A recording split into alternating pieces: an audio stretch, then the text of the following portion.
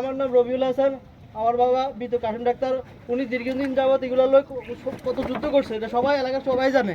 যুদ্ধ করতে করতে উনি শেষ, উনি মারা গেছেন। এখন আমরা আছি, আমরা একই যুদ্ধ করতেছি।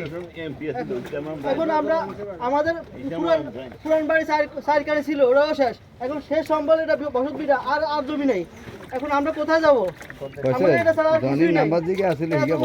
আমরা এগুলো যুদ্ধ করতে করতে এখন আমরা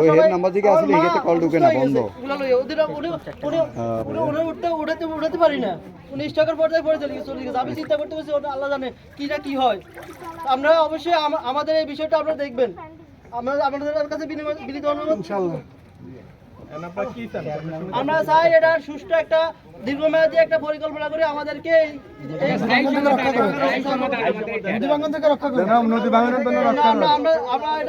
রক্ষা পাই।